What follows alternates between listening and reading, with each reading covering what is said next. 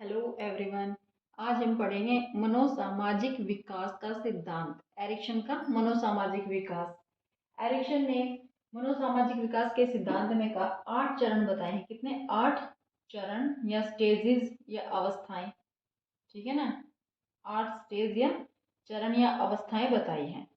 Ericsson ने कहा है कि एरिक्सन की इस थ्योरी के अकॉर्डिंग कि इंसान जब बच्चा पैदा होता है, पैदा होने से यानी कि जन्म से और मरने तक यानी कि मृत्यु तक, जन्म से मृत्यु तक क्या होता है, इंसान को इन 8 स्टेजेस से गुजरना पड़ता है।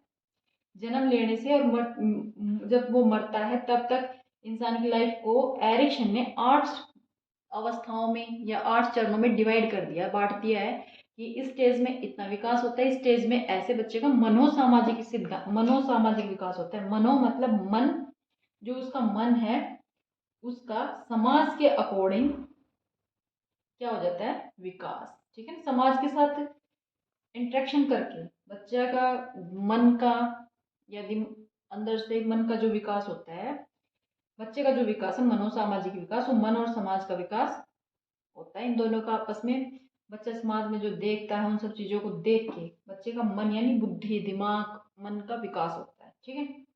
एरिक्सन के इसी बात को एरिक्सन ने अपनी थ्योरी में बताया है।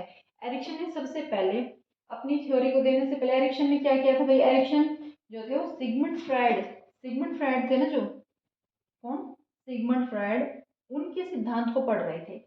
उन्होंने ये बहुत ही प्रभावित थे सिगमंड फ्राइड के जो मनोसामाजिक सिद्धांत है उससे।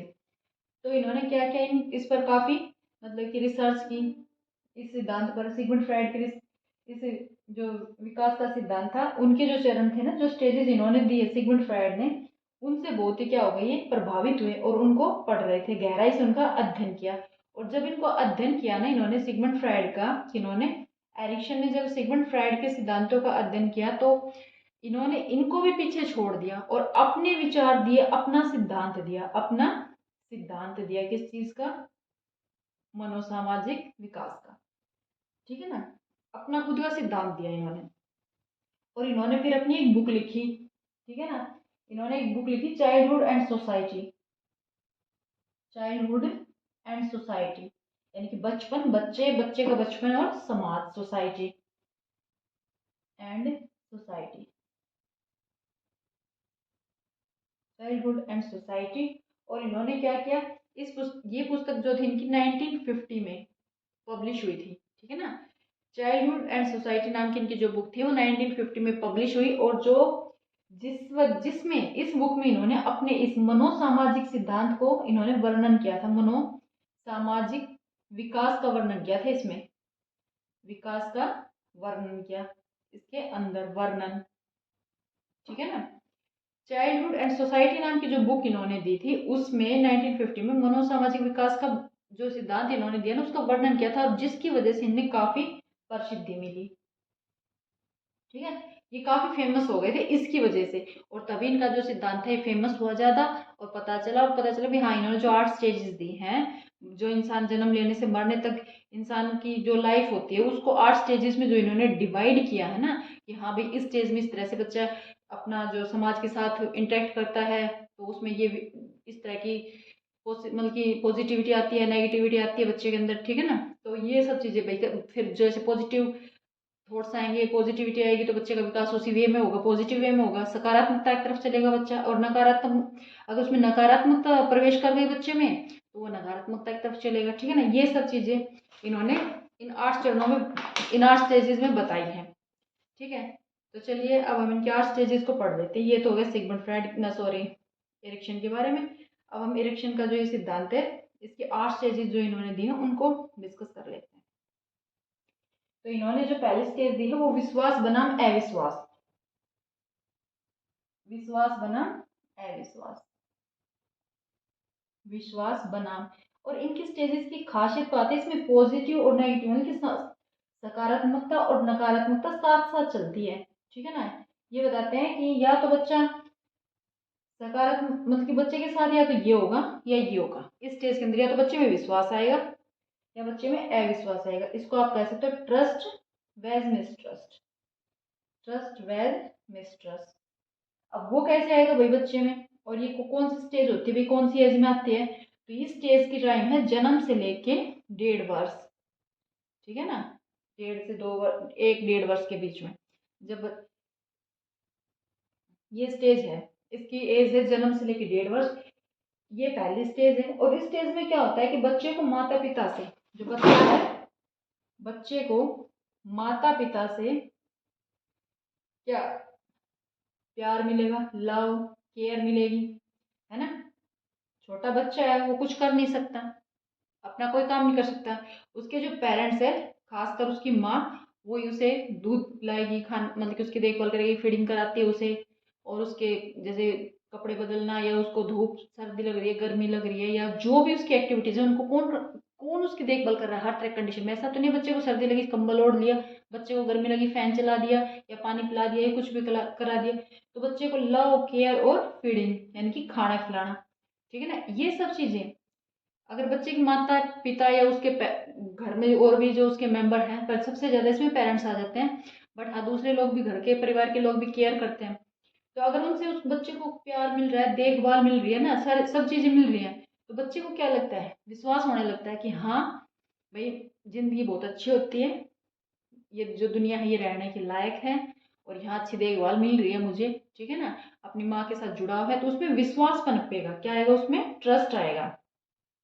और इसके अपोजिट अगर उसके पेरेंट्स हैं, वो उसकी देखभाल नहीं कर पाते हैं, ठीक है ना, उसको प्यार नहीं मिलता है ना, उसकी माँ उसको प्यार करती है, प्यार तो मेरे पेरेंट्स करते हैं, बट ऐसा किस कंडीशन की वजह से उसको अच्छे से देखभाल नहीं मिल पाती, जैसे बच्चा रो रहा है, रोते हुए बच्चे को अगर माँ बाप आकर चुप ना कराएं, ठीक है ना, अगर बच्चा रो रहा है उसको चुप ना कराया जाए, उसको संभाला ना जाए, जैसे बच्चा गिर गया तो उसको संभाला नहीं गया, उठाया नहीं, पुचकारा नहीं, ठीक है ना, तो क्या होगा, बच्चे क्या लगेगा कि उसका उसके लिए कोई नहीं है, बच्चा ये सोचेगा।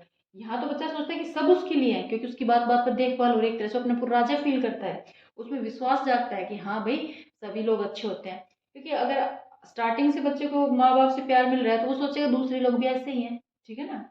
अब जैसा उसने एक इंसान को देखा, वो ये उनके बारे में यही तो अपने दिमाग में बनाएगा ना थॉट्स, कि हाँ भाई दूसरे लोग भी ऐसे हैं, भाई मेरे माँ बाप मुझे प्यार करते हैं तो दूसरे लोग भी मुझे प्यार करते हैं। और यहाँ अपोजिट हो जाएगा, अगर बच्चे को प्यार नहीं मिल रहा है, देखभाल नहीं मिल रही है, बच्चा रो रहा हो, कोई उसको चुप नहीं करा रहा है, भूख लगने पर कोई खाना नहीं खिला रहा है, तो बच्चे में क्या जाएगा कि मेरे लिए तो कोई भी नहीं है, तो बच्चे में क्या आ जाएगा, मिसट्रस्ट आ जाएगा। तो जो एरिक्शन है, एरिक्शन ने अपनी हर स्टेज में यही बताया है, या तो उसको ये मिलेगा या ये मिलेगा।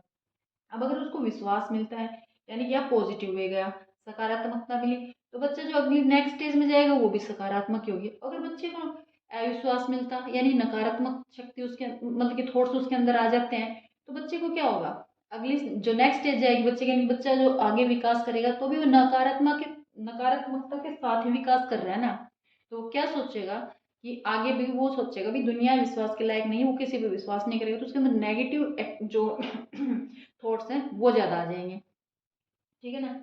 ये तो हो गई फर्स्ट स्टेज, बना विश्वास बना अविश्वास। अब दूसरी स्टेज में क्या होता है, बच्चा बड़ा होता है थोड़ा सा इससे, यानी कि 2 साल के बाद। और एक बात और, इसकी अब हर स्टेज में एक शक्ति बच्चे में जागती है, इसमें बच्चे में जागती है होप, उम्मीद, आशा, ठीक है ना, कि हाँ भाई दुनिया अच्छी है। अब सेकंड स्टेज क्या आ जाती है, स्वायत्तता, स्वायत्तता बनाम शर्म, स्वायत्तता बनाम शर्म, स्वायत्तता मतलब ऑटोनॉमी, और शर्म वे सेम। बच्चे में या तो अब इस नेक्स्ट स्टेज में क्या होगा, बच्चे में तो स्वायत्तता आएगी, ऑटोनॉमी आएगी, या बच्चा फिर शर्म करेगा, शेम में रह जाएगा, ठीक है ना। इसकी स्टेज होती है वही, अभी 1.5 था तो 1.5 से आगे ये स्टेज आ जाएगी 3 वर्ष तक, ठीक है ना, 1.5 साल से 3 वर्ष तक, इसको आप ऑटोनॉमी वेज शेम, ठीक है। अब इस स्टेज में क्या होता है, बच्चा जैसे इस स्टेज से निकला, विश्वास अविश्वास से बच्चे में विश्वास आ गया, तो बच्चा फैमिली पर विश्वास हो गया बच्चे को। अब क्या होता है, बच्चा बड़ा हो गया, 1.5 साल तक तो कुछ नहीं कर सकता था, 1 साल तक लगा लो, 1.5 साल का होने के आसपास वो क्या वो चलना शुरू कर दिया थोड़ा थोड़ा उसने, ठीक है ना। अब वो चल रहा है, उसके हाथ जो उसके बॉडी मसल्स हैं, या जो फिजिकल डेवलपमेंट है वो हो गया है, तो वो अब सामान उठाने लग जाएगा कोई किसी न किसी तरह का, ठीक है ना। थोड़ा सा चीज़ें उनके हाथ पैर अच्छे से चलने लगे, चीज़ों को पकड़ना सीख गया, तो वो क्या सोचता है कि मैं अपने काम आप करूँगा, है ना। अब जैसे आपने देखा हो छोटे बच्चों को आप नहलाते हो, अपने आप करो, नहलाते हैं या खाना खिलाते हो तो क्या कहेगा, नहीं मैं करूँगा, मैं ऐसे बोलते हैं ना बच्चे, क्योंकि उनको बोलना तो इतना अच्छे से आता नहीं है अभी, पर हाँ वो अच्छे से फिर भी कोशिश करते हैं कि नहीं मैं आप खुद करूँगा, ऐसे बोलता है। तो क्या होता है इसमें, बच्चा सोचता है कि मैं अपने काम आप करूँ। काम क्या, जैसे खाना खाना, खाना वो सोचेगा मैं खुद खाऊं। कपड़े पहनना, बच्चा कपड़े पहनने की खुद कोशिश करता है, ठीक है ना। और भी दूसरे काम है, जैसे कि टॉयलेट जाना, इसमें टॉयलेट ट्रेनिंग दी गया है, टीटी यानी कि टॉयलेट ट्रेनिंग।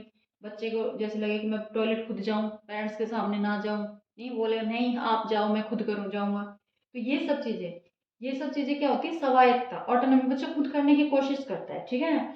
बट पेरेंट्स क्या करते हैं, जैसे अभी क्या होता है, बच्चा खाना खाता है तो अपने ऊपर खाना गिरा भी लेता है खाते वक्त, ठीक है ना। कपड़े पहनता है, उल्टे कपड़े पहन लिए, किसी की जैसे कि आगे का गला पीछे कर लिया, बटन जो बटन होते हैं वो ऊपर नीचे बंद कर लिया, सॉक्स हैं वो उल्टी पहन ली, ठीक है ना, इस तरह से। और टॉयलेट भी जाते वक्त बच्चे को कोई प्रॉब्लम आ जाती है तो क्या होता है, वो जैसे सुसु करते वक्त कपड़ों में ही कर दे, ठीक है ना, इस तरह की चीजें उससे। तो ये क्या होता है इसके, अगर ऐसा कर देता है बच्चा, मान के चलो, तो पेरेंट्स क्या करते हैं, उसको डांटते हैं, धमकाते हैं कि नहीं तुझसे नहीं होगा, मैं आप करूंगा, मैं कर दूंगी खुद। उसकी माँ बोलती है कि नहीं तू रहने दे, मैं कर दूंगी, तू गिरा लेगा, ये कर लेगा, वो कर लेगा, ऐसे करते। छोटे छोटे कामों पर बच्चे के साथ अगर सख्ती ली जाए, अगर उसके साथ सख्ती से पेश किया आया जाए तो बच्चे में शर्म आ जाएगी। और अगर बच्चे को कहा कोई नहीं बेटा ऐसे नहीं पहनते, इसको ऐसे करो, खाना खाते वक्त बेटा चम्मच को सीधी करो, ऐसे मत करो, उसको थोड़ा सा सपोर्ट किया जाए, कहा जाए इस बार नहीं हुआ अगली बार हो जाएगा, उसको खाने दिया जाए, ठीक है ना। बच्चा अगर खा रहा है, गिरा रहा है तो ये नहीं नहीं तू मत खा, तू गिरा देगा, ऐसा नहीं करना है। वो खा रहा है तो कोई नहीं, दो कपड़े सन सन रहे धुल जाएंगे, बच्चे को इंकरेज किया जाए। अब हर तरह के पेरेंट्स है, अभी हर तरह का समाज में लोग हैं। अगर बच्चे को इन अगर बच्चे को बढ़ावा दिया जाए तो उसमें स्वायत्ता आएगी। अगर बच्चे को रोक टोक की जाए, धमकाया जाए, डांट फटकार की जाए, तू मत कर, उसको ना करना दिया जाए, उसको कंट्रोल में किया जाए, तो उसमें शर्म आ जाएगी, ठीक है ना। अब अगर यहाँ बच्चे में अविश्वास आया है तो उसमें क्या लगेगा, आगे अविश्वास की स्टेज से उसमें स्वायत्ता आने की बजाय शर्म जल्दी आएगी, ठीक है ना, शेम वाली कंडीशन ज्यादा बनेगी। और अगर यहाँ बच्चे को विश्वास मिल रहा है तो यहाँ भी उसमें ऑटोनॉमी आने के ज्यादा चांसेस होते हैं। अगर बच्चे को यहाँ पॉजिटिव थॉट्स मिल रहे हैं, बच्चे पॉजिटिविटी में जा रहा है तो यहाँ भी बच्चा पॉजिटिव रहेगा। और अगर यहाँ नेगेटिविटी में है तो बच्चे को आगे भी नेगेटिव, ऐसा नहीं कि 100%, बट चांसेस होते हैं कि वो नेगेटिविटी में ज्यादा चला जाए, ठीक है ना। तो ये हो गई विश्वास बनाम अविश्वास फर्स्ट है। सेकंड हो गई स्वायत्ता बनाम शर्म, यानी ऑटोनॉमी विद शेम, ठीक है ना।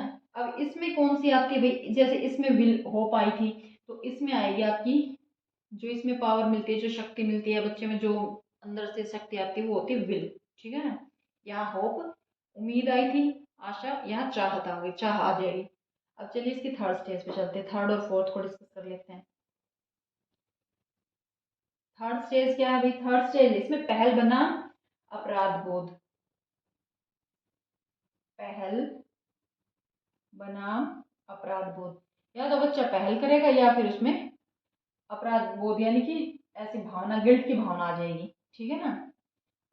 एक तरह से शर्म नहीं, अपराध, गिल्ट आ जाएगा, ठीक है ना। तो ये क्या आ जाएगी, इसको बोलेंगे इनिशिएटिव बेस्ड गिल्ट। अब ये हो जाती है इसकी 4 से 6 बार स्टेज है, ठीक है ना। और हाँ, जो पिछली वाली स्टेज थी वो तो आपकी शैशव अवस्था में आती है, ठीक है ना।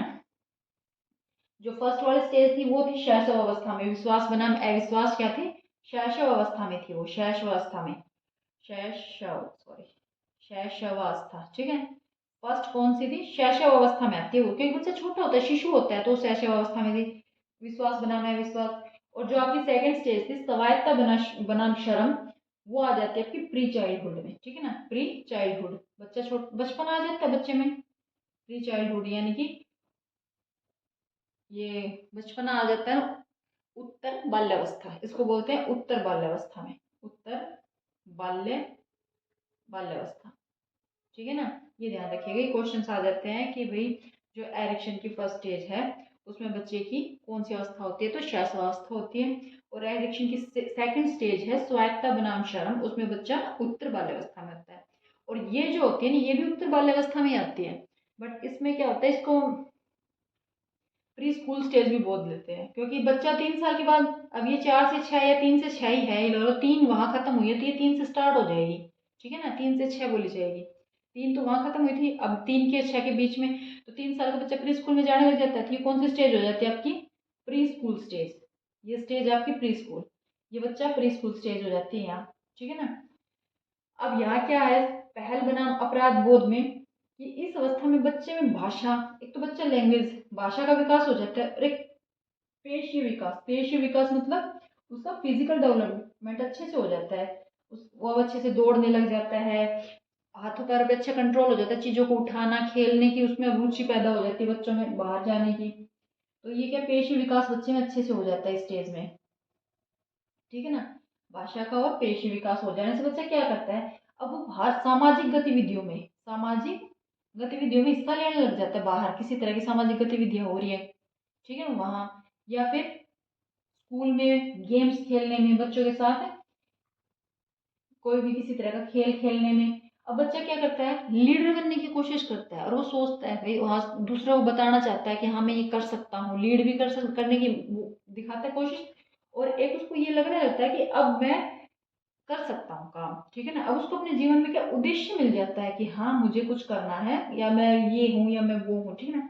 पर जब माता पिता उसे डांट दें, कोई काम कर किसी सामाजिक गतिविधि में पार्ट ले रहा है, अगर उससे कोई छोटी मोटी मिस्टेक हो रही है उसको डांट दिया जाए, ठीक है ना, उसको डांट दे, या उसको काम करने से हाथ काट, जैसे कोई काम में हाथ बटा रहा है, काम में हाथ बटाने से रोक दिया जाए कि नहीं ऐसा मत कर, ठीक है ना, हाथ बटाने से रोक दें कि तू गिरा देगा, ऐसे मत कर, तेरे से ये काम नहीं होगा, ऐसा कर दिया जाए, या उसको दंड दे दिया जाए, तो उसके अंदर एक अपराध बोध की भावना जाग जाएगी। अपराध बोध मतलब नहीं भाई मुझसे ये काम नहीं होगा, उसके अंदर ये आ जाएगा कि मैं ऐसा करूंगा तो मुझे डांट लगेगी, या मैंने ये काम गलत किया तब मुझे डांटा गया है, ठीक है ना।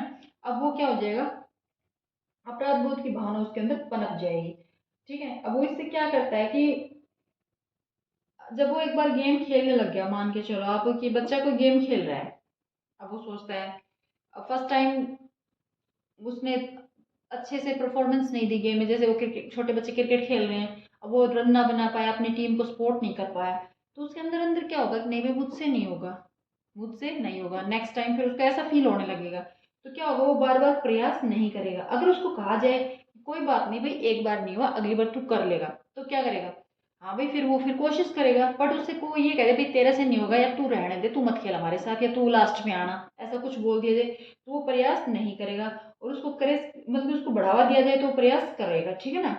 या तो वो प्रयास करेगा, प्रयास कब करेगा, जब उसको सपोर्ट किया जाएगा, और प्रयास कब नहीं करेगा, जब उसके अंदर नेगेटिविटी आ जाएगी, ठीक है ना। और इसके अंदर जो है शक्ति एक आती है, वो होते उद्देश्य। अब यहाँ बच्चे को उद्देश्य मिलता है कि हाँ मैं कर सकता हूँ या नहीं कर सकता हूँ, इस काम को उद्देश्य मिल जाता है उसकी लाइफ को, ठीक है ना।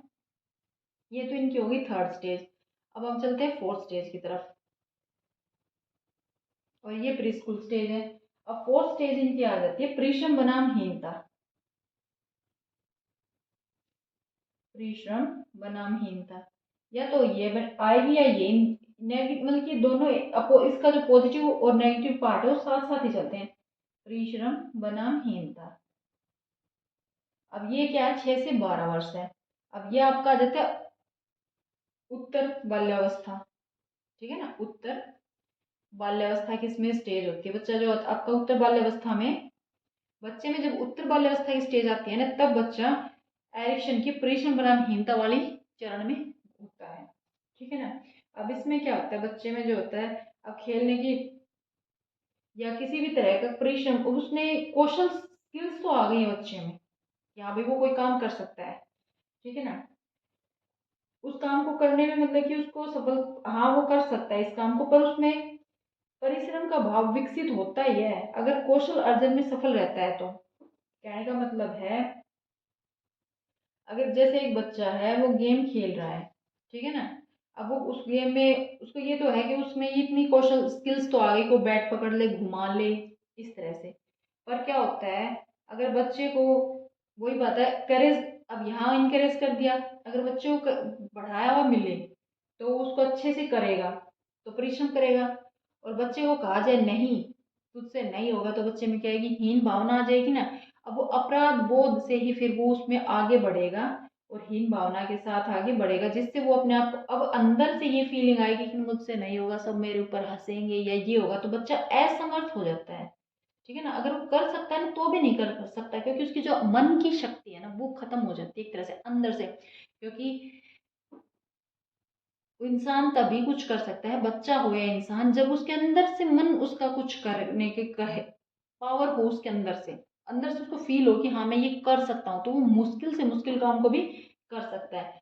तो वो परिश्रम करेगा, या तो उसको बार बार प्रैक्टिस करेगा, या फिर उसमें हीन भावना आ जाएगी मुझसे नहीं होगा, या तो उसको करे, मतलब कि उसको जैसे कहा था ना, यहाँ बढ़ावा दिया जाएगा, भाई कोई बात नहीं, तुझसे एक बार नहीं हुआ तो तू दोबारा कर, तो वो बार बार करेगा, प्रैक्टिस करेगा, यानी मेहनत करेगा। और अगर उसको ये बोल दिया जाए नहीं होगा तुझसे, तो बच्चे में हीन भावना आ जाएगी, वो अपने आप को इसमें असमर्थ समझेगा, या तो उसमें सामर्थ्य आएगा, समर्थता आएगी, क्षमता आएगी, ठीक है ना, या उसमें असमर्थता आएगी। अगर उसमें हीनता की भावना आ गई तो वो उस कोई भी काम हो, एक नहीं किसी भी काम को करने में, अगर उसके मन में ही ये सेट हो गया कि नहीं भाई मुझसे नहीं होगा, तो असमर्थता आएगी। और बच्चा अगर ये लगे कि भाई इस बार नहीं हुआ, नेक्स्ट टाइम कर लूंगा, ठीक है ना, तो बार बार उसके लिए क्या करेगा, प्रैक्टिस करेगा। Practice make a man better, तो प्रैक्टिस करने से उसके अंदर समर्थता और क्षमता आएगी। ठीक है, और यहाँ जो पावर मिलती है ना बच्चे को, वो यही मिलती है, समर्था और क्षमता की। ये तो हो गई एरिक्शन की फोर्थ स्टेज। अब हम चलते हैं एरिक्सन की फिफ्थ स्टेज पर। ठीक है, और ये ध्यान रखिएगा कि एरिक्शन की कौन सी स्टेज में बच्चे में कौन सी अवस्था आती है, ये यहाँ से क्वेश्चन पूछे जाते हैं। ज्यादा डीप यहाँ क्वेश्चन नहीं पूछे गए हैं अब तक तो भाई एरिक्शन से, पर क्वेश्चंस जो आते हैं वो इसी तरह से आते हैं। तो एज पूछ लेते हैं, या उसके स्टेजेस को कंटिन्यू रख देते हैं कि भाई इस स्टेज के बाद, जैसे पहल बनाम के बाद अब कौन सी स्टेज आएगी। ठीक है ना, पहल बनाम अपराध बोध दिया था, उसके बाद कौन सी स्टेज आती है, विपरीशन बनाम हीनता, दो तीन स्टेजेस को देते, इनको कंटिन्यू लगाओ। या किसी स्टेज की एज पूछ लीजिए, भाई स्टेज में कितनी, बच्चे की एज कितनी होती है, या ये पूछ लिया जाए कि एरिक्शन के स्टेज के अंदर बच्चे में कौन सी अवस्था होती है, लेटर चाइल्डहुड, प्री चाइल्डहुड, या फिर शैशव अवस्था, ठीक है ना, किशोर अवस्था, ऐसा। आपको अब हमारी स्टेज आ जाती है फिफ्थ। अब फिफ्थ स्टेज का नाम है पहचान बनाम पहचान। अब इसके तो नाम से भी जैसे आपने पढ़ा था, पहचान बनाम भूमिका, संभ्रांति, संभ्रांति, ठीक है ना, यानी क्या, तो बच्चे को पहचान मिल जाएगी या बच्चा कंफ्यूजन में ही रहेगा। इसकी एज है 13 से 19 वर्ष, इसको क्या बोलते हैं, एडल्सेंस, 19 या 20 वर्ष लगा लो, यानी कि किशोर अवस्था। ये कौन सी अवस्था होती है भाई बच्चे की, किशोर अवस्था, किशोर अवस्था। अब किशोर अवस्था में तो हमने वैसे पढ़ा कि बच्चे जब बड़े होते हैं तो उनके अंदर अपनी पहचान, मैं क्या हूँ, क्या करूँ, क्या नहीं, मैं बड़ा हो गया हूँ, मैं कुछ हूँ या नहीं हूँ, इस तरह की बातें बच्चे में आ जाती है कि मैं क्या हूँ, कौन हूँ, मैं क्या करूँ, ठीक है ना, क्या करूँ, कौन हूँ, मैं बड़ा हो गया हूँ तो भाई कब मैं बड़े की तरह रिएक्ट तो लोग मेरा सम्मान करें, इस तरह की थिंकिंग तो बच्चे में आ जाती है इस अवस्था में। वो अपने आप को अलग थोड़ा सा समझने लग जाता है। बट यहाँ क्या कह रहे हैं, पहचान या भूमिका भ्रांति।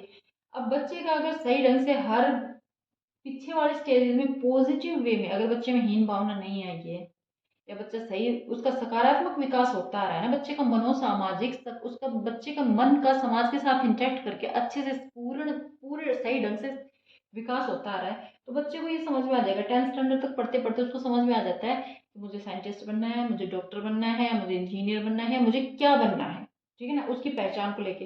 तो वह उसी वे में, जैसे बच्चे को साइंस से पढ़ रहा है, ठीक है ना, बच्चे को पता चलता है मुझे साइंस लेनी है, मुझे डॉक्टर बनना है तो वो मेडिकल लेगा, मुझे इंजीनियर बनना है तो क्या करेगा वो नॉन मेडिकल लेगा, या मुझे बैंक मतलब फाइनेंस से रिलेटेड काम करना है तो कॉमर्स लेगा, या मुझे आईएएस आईपीएस बनना है तो वो आर्ट लेगा, या और किसी टॉपिक को चूज करेगा जो उसके फ्यूचर को जो उसके फ्यूचर को मतलब कि जो उसे ये पता चलेगा कि मुझे क्या बनना है, उसको अपनी पहचान होगी तो उसको ले उस सब्जेक्ट को चूज करेगा।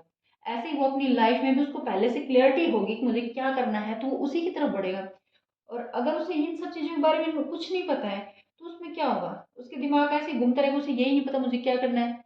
अब उसकी रुचि है नहीं मेडिकल में, ठीक है, और भाई मुझे तो डॉक्टर बनना है, उसकी रुचि मेडिकल में है नहीं, वो है उसमें कैपेसिटी है इंजीनियर बनने की, भाई हाँ वो भाई इंजीनियर बन सकता है, बट वो स्ट्रीम ले लेता है मेडिकल की, ठीक है ना, यानी कि उसको कंफ्यूजन में है, उसे खुद ही नहीं रियलाइज, उसे खुद ही नहीं पता, ठीक है ना। अगर बच्चे का सही ढंग से विकास होता रहा है तो बच्चा अपनी पहचान ढूंढ सकता है, और नहीं तो वो फिर कंफ्यूज ही रहेगा, ठीक है ना।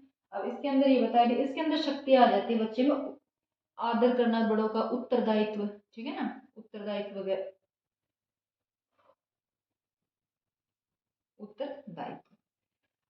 अब चलते हैं मैं 6 स्टेज पर। 6 स्टेज आ जाती है घनिष्ठता बनाम अलगाव। घनिष्ठता,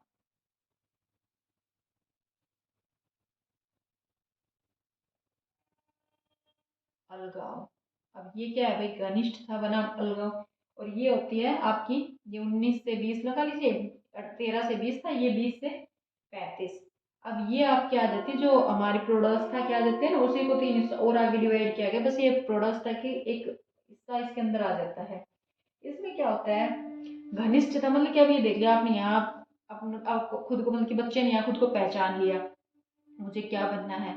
अब वो 20 साल से 35 साल की एज के अंदर क्या करता है, वो इस चीज को पहचान के उसको अपना काम शुरू कर देता है। अब जैसे कोई डॉक्टर बन गया, कोई कुछ बन गया, यहाँ तक हो गया। अब वो किसी के साथ रिलेशन में आता है, यानी कि लव, या तो ठीक है रिलेशन में आता है, और अगर उसको वहां विश्वास ना मिल के, वहां से अगर उसको मान लो नहीं मिलता है, लव के रिलेशन में आ गया, तो 1 से 2 हो गए, घनिष्ठता में आ गया, इंटीमेशन में आ गया।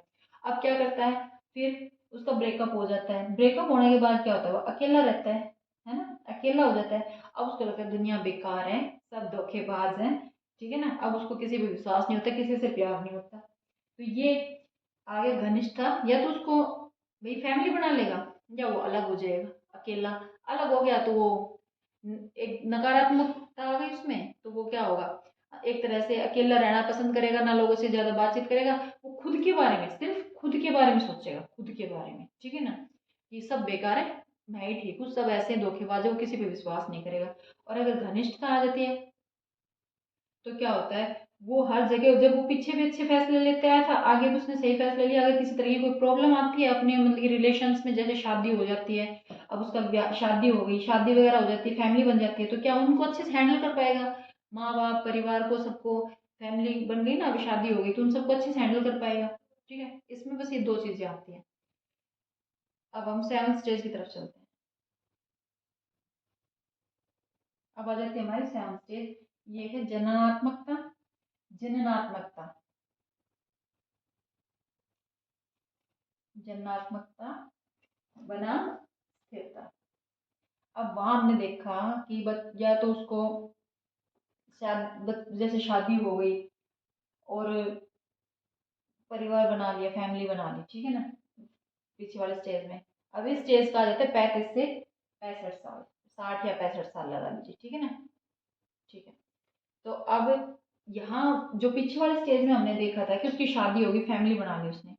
अब फैमिली बना ली, बच्चे बच्चे हो गए, तब क्या कर रहा है भाई, उनका भरण पोषण कर रहा है ना, बच्चों का, बच्चों की देखभाल कर रहा है, बच्चों की देखभाल करना, भरण पोषण करना, ठीक है। तो ये क्या है, अच्छे से कमा रहा है, करियर खूब अपना करियर बना लिया, उसमें अच्छे से कमा रहा है, कुछ नाम बना लिया अपना, बच्चों की देखभाल कर रहा है, भरण पोषण कर रहा है, अपनी फैमिली को संभाल रहा है, माता पिता हैं उनको संभाल रहा है, सबको संभाल रहा है ना। ये कब होता है, जब वो घनिष्ठता में, अगर वो अलगाव में आ गया, अकेला रह गया, तो वो किसी के बारे में नहीं सोचेगा, ठीक है ना, तो वो स्थिर हो जाएगा, स्थिरता। तो अगर अलगाव में आए तो उसमें स्थिरता आ जाएगी, वो सिर्फ खुद के बारे में सोचेगा। स्थिरता मतलब खुद के बारे में, ये जननात्मकता है, और ये है स्थिरता। स्थिरता आ गई तो खुद के बारे में सोचेगा, बस खुद के बारे में सोचेगा, सब बेकार है, वो सोचेगा सब बेकार है, खुद के बारे में सोचेगा, खुद की सुख सुविधाएं, सुख सुविधाएं, खुद की सुख सुविधाएं के बारे में सोचेगा कि हम, मैं, मेरे लिए ये सही है, ये गलत है। वो दूसरों के बारे में नहीं सोचेगा, खुद के सुख के बारे में सोचेगा। और अगर उसमें कब, जब वो अलगाव में आता है, अकेला हो जाता है, तब उसमें स्थिरता आती है। आगे वाले स्टेज पे फैक्टर डलता है ना, तो उसमें अलगाव आए तो स्थिरता आ गई। अगर उसमें पॉजिटिव पॉजिटिव वे में रहा, अगर उसमें मतलब कि घनिष्ठता रही थी, शादी हो गई, अच्छे से उसकी फैमिली बन गई, तो उसमें जन्नात्मकता आ गई। फिर वो क्या करेगा, उसको विश्वास मिल रहा है, प्यार मिल रहा है फैमिली में, तो वो भी उनको रिटर्न क्या करेगा, प्यार देगा, यानी उसके बच्चे हो जाएंगे, उनकी देखभाल करेगा, भरण पोषण करेगा, अपने माता पिता को संभालेगा, गृहस्थी को अच्छे से ले जाएगा, उसके अंदर पॉजिटिव वेज आएंगी और पॉजिटिविटी आएगी, वो अच्छे से परफॉर्मेंस देगा, अपने काम में भी अच्छे से रहेगा, ठीक है ना। एक एक चीज का इफेक्ट दूसरी चीज में जरूर पड़ता है, ठीक है ना। इसी तरह से अब स्थिरता आती है, तो वो सिर्फ खुद के बारे में सोचेगा, अपनी सुख सुविधा के बारे में सोचेगा, दूसरा जाए भाड़ में, उसको कोई मतलब नहीं है। चलिए अब हम अपनी लास्ट स्टेज पे आ गए हैं, 8th जो हमारी स्टेज है उसको कर लेते हैं। 8th स्टेज हमारी है अहम संपूर्णता। अहम संपूर्णता, यहाँ जैसे नाम से पता चल के संपूर्णता। अब यहाँ क्या होता है, इंसान, अब भाई इंसान हो गए, हमारे दादा दादी आ गए, हमारी बड़ी स्टेज में आ गए, ठीक है ना। तो यहाँ क्या होता है, ये हो जाती है 65 से आपकी मरने तक, मरने तक लगा लो, ठीक है ना। मरता है इंसान जब तक कि मृत्यु पर्यंत लिख लो। ये स्टेज अहम संपूर्णता बनाम निराशा, या तो उसको संपूर्णता आ जाएगी। इंसान क्या करता है, यहाँ इंसान आगे की नहीं सोचता है, यहाँ आगे की नहीं, अपने पीछे, पीछे की लाइफ में, पीछे के जीवन में उसने क्या क्या हासिल किया, पीछे के जीवन में, ठीक है ना। पीछे के जीवन के बारे में सोचता है। क्या सोचेगा कि मैंने क्या हासिल किया, एक तरह से उसके दिमाग में घूम जाएगा, चलचित्र चलेंगे, पुरानी एल्बम्स देखेगा, अपने बच्चों को या अपने पोते पोतियों को कहानियां सुनाएगा या बताएगा कि मैंने क्या क्या अपनी लाइफ में किया। देखेगा भाई मैंने गृहस्थी बनाई, मैंने फैमिली बना दी, मैंने सब कुछ किया, ठीक है ना। तो उसमें क्या, तो उसमें ये आएगा, हाँ भाई मैंने अपनी जिंदगी में सब कुछ कर लिया, अच्छे से घर बनाया, सब बच्चों को पालन पोषण किया, किसी बच्चे को डॉक्टर बना दिया, किसी को कुछ बना दिया, मैंने बच्चे को प्रॉपर्टी दे दी, मैंने ये कर दिया वो कर दिया। ये सोचेगा कब, जब अहम संपूर्णता आएगी, ठीक है। या फिर निराशा फील होगी। निराशा कब होगी, जब वो स्थिर रहा, किसी के बारे में नहीं सोचा, तो वो ये सोचेगा मैं सारी जिंदगी जी लिया, मुझे कुछ नहीं मिला, मैं तो परेशान ही रहा, ना मेरा कोई हुआ, ना मुझे किसी पे विश्वास हुआ, क्यों, क्योंकि सारी दुनिया बेकार है, क्योंकि उसके अंदर वही नेगेटिव थॉट्स आ रहे हैं ना पीछे से। तो यही है, या मतलब कि इस उम्र में आके इंसान 60 से 65 से आगे की जो स्टेज होती है, जब तक वो जीवित रहता है, यही सोचता है कि हाँ भाई मजे से घूमता फिरता है, कि वाह, कहते नहीं मेरे तो 2 बेटे दोनों डॉक्टर बन गए, मेरा तो वो हो गया, मैंने उनको इतनी प्रॉपर्टी दे दी। या वो सोचता है, खुद सोचता है अपनी लाइफ के जितने भी संघर्ष है, जो भी उसने झेला है, उसको अपने बच्चों को बताता है, फोटोज देखता है, एल्बम अपनी पुरानी, तो देखता है कि वाह, मैंने तो अपनी जिंदगी में, देखो ये हमारी शादी की फोटो, ये मेरे बच्चे जॉब लगा था तब, क्या स्कूल जा रहा था, स्कूल में प्राइज लाया था, या मैंने घर बनाया था, उन सब चीजों के बारे में सोचता है। तो ये होती है अहम संपूर्णता। और निराशा कब हाथ लगेगी, जो हमने बताया था पीछे से अलगाववाद में रहा, नेगेटिविटी आती रही, स्थिरता आ गई उसकी लाइफ में, उसने कुछ नहीं किया, खुद के बारे में सोचा, तो उसको क्या हाथ लगेगा, बुढ़ापे में उसके पास कोई नहीं रहने वाला, क्योंकि वो खुद अकेला, तो उसने किसी पे विश्वास था ही नहीं, उसने किसी के लिए कुछ किया ही नहीं। तो वो निराशा फिर उसको कब, बुढ़ापे में भी हाथ लगती है, कि भाई अब मेरा कोई नहीं है। वो सोचता है मेरी सारी जिंदगी बेकार गई, कोई मतलब नहीं है, मीनिंगफुल लाइफ नहीं रही मेरी, ठीक है ना। ये आ जाएगी निराशा में। तो चलिए भाई, एरिक्शन की 8 स्टेज कंप्लीट होते हैं। नेक्स्ट वीडियो में नेक्स्ट टॉपिक पढ़ते हैं।